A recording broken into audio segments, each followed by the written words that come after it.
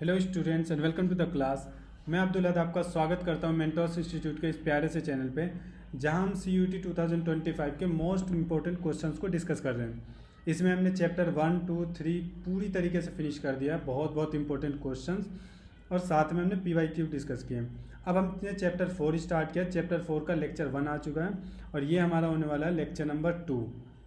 ये जो हमारा होने वाला है ये होने वाला है लेक्चर 2, और आज से हम लोग स्टार्ट कर रहे हैं लेक्चर नंबर 2। और इसके बाद इस चैप्टर का लास्ट वीडियो जो कि PY की बहुत इंपॉर्टेंट होना है। हालांकि सभी क्वेश्चन मोस्ट इंपॉर्टेंट, बहुत सेलेक्टेड क्वेश्चन करवाया जा रहा है इस पर, और इसके बाद हम लोग PYQ डिस्कस करेंगे। उसके बाद चैप्टर 5 पे मूव ऑन करते हैं। तो चलिए स्टार्ट करते हैं बिना टाइम वेस्ट किए हुए चैप्टर नंबर 4, गतिमान आवेश तथा चुंबकत्व, और इसका लेक्चर नंबर 2 है। तो चलिए स्टार्ट करते हैं। पिछले क्लास में शायद हमने 13-14 क्वेश्चन डिस्कस किए थे, उससे आगे का क्वेश्चन है ये रहा। आज का सबसे पहला क्वेश्चन ये है।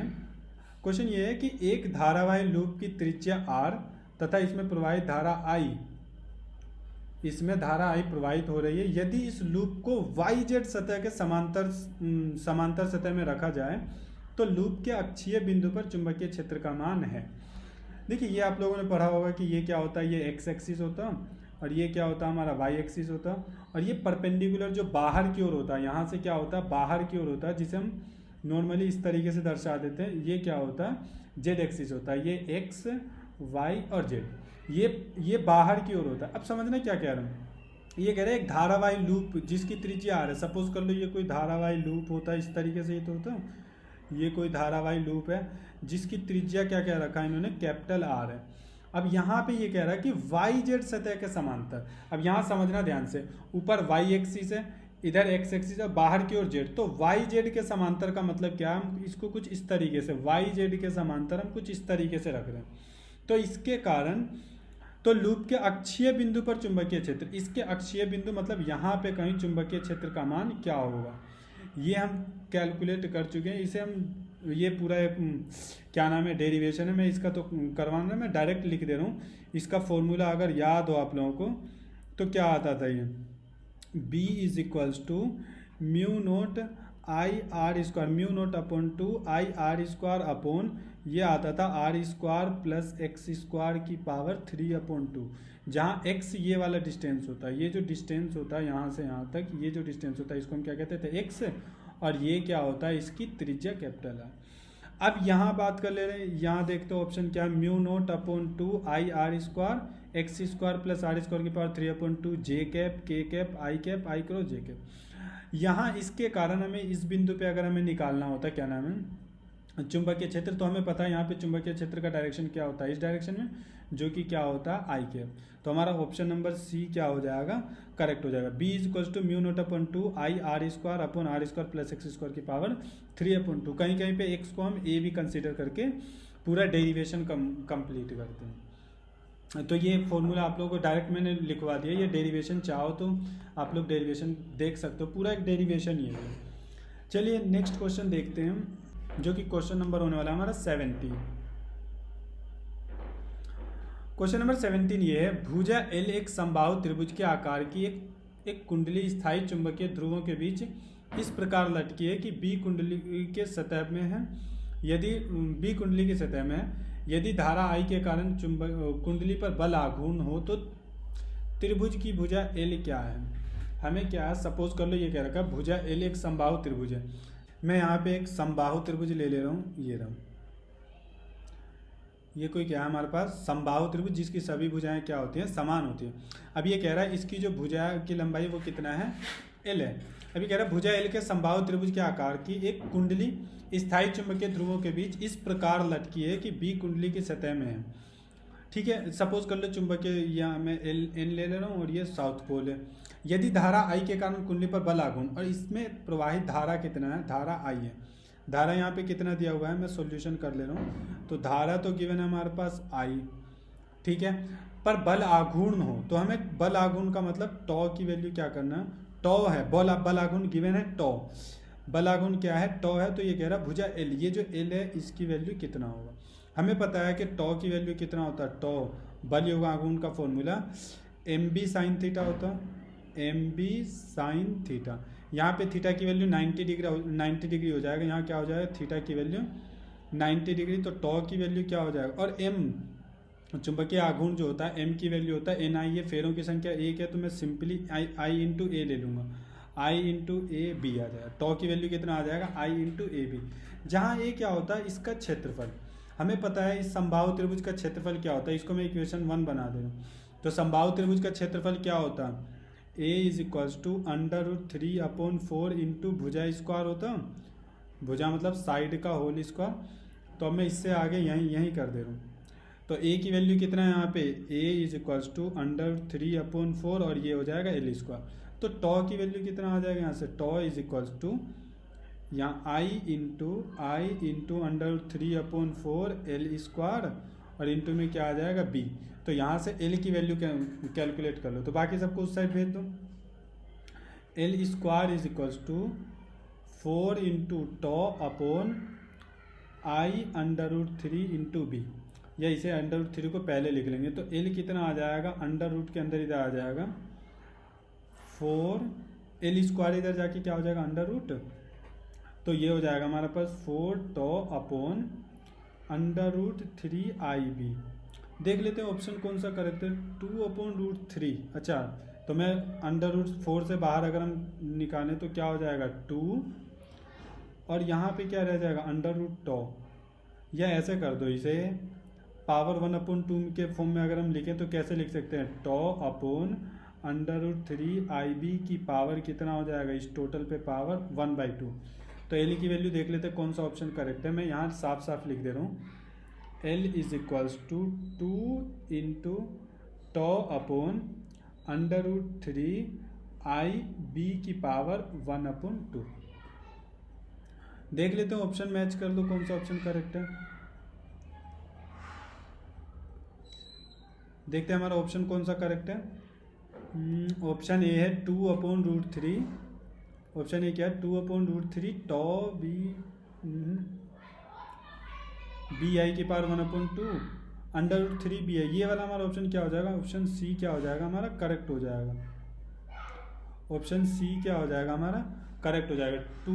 सॉरी, यहाँ थोड़ा सा ऑप्शन में करेक्ट कर लेना इसको। एल की वैल्यू क्या था 2 इंटू टॉ, यहाँ आएगा टॉ अपॉन √3, यहाँ से आई टॉ हटा देना यहाँ से, सॉरी। ये ऑप्शन में यहाँ फिर से लिख दे रहा हूँ, 2 इंटू टॉ अपॉन √3 BI की पावर 1/2। तो हमारा ऑप्शन सी हो जाएगा इस तरीके से करेक्ट। थोड़ा सा इसमें टाइपिंग एरर था, ये देख लेना आप लोग। एल की वैल्यू क्या है 2 टॉ अपॉन √3, IB कहते हो BI कहते हो पावर 1/2 हो जाएगा। तो हमारा ऑप्शन सी क्या है करेक्ट हो जाएगा। ये सब तो वैसे भी इनकरेक्ट है।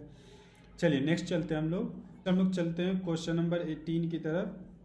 ये देख लेते हैं क्वेश्चन नंबर 18 ये कह रहा है कॉलम 1 की भौतिक राशियों को कॉलम 2 के गणितीय सूत्र से सुसंगित कीजिए। मतलब हमें मैच करना, इधर कॉलम 1 गिवन है और इस साइड क्या है, इसका फॉर्मूला गिवन है। पहला क्वेश्चन ये है, ऑप्शन ए है, एक समान चुंबकीय क्षेत्र में स्थित वृत्ताकार धारावाही लूप पर बल आघूर्ण क्या होता है टॉ का फॉर्मूला क्या होता है IAB sine theta. Tau is equals to IAB sine theta. तो देखना कौन सा ऑप्शन करेक्ट हो जाएगा, ऑप्शन 2। समांतर धाराओं वाली दो तारों द्वारा एक दूसरे पर बल ना कहके एक दूसरे के एकांक लंबाई पर बल, जिसे हम कहते थे ना इस तरीके से F/L इज इक्वल्स टू μ0/2π, उसके बाद RI1I2/D होता था। तो हमारा इससे ऑप्शन नंबर 4 क्या हो जाएगा करेक्ट हो जाएगा। उसके बाद आता त्रिज्या R वाले वृत्ताकार लूप के केंद्र पर चुंबकीय क्षेत्र। इसका फॉर्मूला क्या होता है, त्रिज्या R वाले वृत्त के केंद्र पर चुंबकीय क्षेत्र μ0/2I/R। ये ऑप्शन ए क्या हो जाएगा हमारा करेक्ट हो जाएगा। एक वृत्तीय चुंबकीय क्षेत्र में गतिशील आवेशित कण की पथ की त्रिज्या, लास्ट क्लास में हमने इसको पढ़ा था, इसका फॉर्मूला क्या होता है mv/qb। तो हमारा ऑप्शन कौन किससे मैच कर रहा है, ए तो 2 से मैच कर रहा, उसके बाद बी किससे मैच कर रहा हमारा B 4 से, और सी किससे मैच कर रहा C 1 से, और इसके साथ डी किससे मैच कर रहा हमारा D आई थिंक 3 से। तो A2 B4 C1 D3 देखते हैं, A2 से A1 से A4 से, तो हमारा ये A2 से B1 से, सॉरी B किससे हो रहा B4 से, ये वाला 4 है, थोड़ा साफ लिख लेना है। उसके बाद क्या है C1 से, और D3 ऑप्शन बी क्या है हमारा करेक्ट हो जाएगा। चलते हैं नेक्स्ट क्वेश्चन की ओर, जो कि होने वाला हमारा क्वेश्चन नंबर 19 ये कह रहा है तीव्रता बी वाले चुंबकीय क्षेत्र में स्थित एक चुंबकीय आघूर्ण एम वाले लूप पर बल आघूर्ण का फॉर्मूला क्या होता है, tau is equals to M B sine theta, यही तो होता है फॉर्मूला। अब इसी को हम अगर वेक्टर फॉर्म में लिखे तो किस तरीके से लिख सकते हैं, एम क्रॉस वेक्टर बी, तो हमारा ऑप्शन कौन सा, ऑप्शन डी करेक्ट हो जाएगा, एम क्रॉस बी हो जाएगा। नेक्स्ट चलते हैं हम लोग क्वेश्चन नंबर 20। क्वेश्चन नंबर 20 ये कह रहा है किसी चुंबकीय क्षेत्र में एक धारा लूप, कोई एक चुंबकीय क्षेत्र है उसमें हम क्या है धारावाही लूप रख रहे हैं, पर सभी अभिविन्यास स्थितियों में बल आघूर्ण लगता है, चाहे चुंबकीय क्षेत्र एक समान हो या असमान हो। गलत है, क्योंकि चुंबकीय क्षेत्र का मान बदलने पे क्या हो जाता है, उस पर बल युग्म आघूर्ण का फॉर्मूला क्या होता है, tau is equals to I A B sine theta. मतलब टॉ किस पे डिपेंड करेगा, चुंबकीय क्षेत्र पे डिपेंड करेगा। अगर चुंबकीय क्षेत्र चेंज करोगे तो बल आघूर्ण का मान भी क्या हो जाएगा, चेंज हो जाएगा। तो ऑप्शन ए क्या हो जाएगा, इनकरेक्ट। किसी एक स्थिति अभिविन्यास में संतुलन में हो सकता है, एक स्थिति पोजीशन पे क्या हो, जब थीटा की वैल्यू अगर हम 90 डिग्री ले लेते हैं तो ये संतुलन में हो सकता है, लेकिन अदर पे भी तो ये चेंज होता है, तो दो विन्यासों में संतुलित हो सकता है और ये दोनों संतुलित अस्प होते हैं, ये भी गलत है। डी ये कह रहा है दो अभिन्यासों में संतुलन में हो सकता है, जिनमें से एक संतुलन हो सकता है और दूसरा अस्थायी। हाँ, हमारा ऑप्शन डी करेक्ट हो जाएगा। ये संतुलन कब होगा, जब थीटा की वैल्यू अगर हम 90 डिग्री लेते हैं, मतलब ये परपेंडिकुलर होता है तो ये 1 हो जाएगा, और अस्थायी कब हो जाएगा, जब थीटा की वैल्यू 0 हो जाएगा, तो ये पूरी तरीके से क्या हो जाएगा, इनबैलेंस हो जाएगा, क्योंकि टॉ की वैल्यू क्या हो जाएगा, जब थीटा 0 हो जाएगा तो टॉ की वैल्यू भी क्या हो जाएगा, 0 हो जाएगा। तो हमारा ऑप्शन डी क्या हो जाएगा, करेक्ट हो जाएगा। चलते हैं हम लोग नेक्स्ट क्वेश्चन नंबर 21। ये कह रहा है चल कुंडली धारामापी किस सिद्धांत पर कार्य करता है, हमें पता है ऊर्जा संरक्षण के सिद्धांत पर कार्य करता है। चल कुंडली धारामापी किस पे काम करता है, ऊर्जा संरक्षण के सिद्धांत पे कार्य करता है। तो हमारा ऑप्शन ये है धारावाही लूप पर बल आवेश संरक्षण, ये ऑप्शन डी क्या हो जाएगा, ऊर्जा संरक्षण पर कार्य करता है। नेक्स्ट चलते हैं हम लोग क्वेश्चन नंबर 22।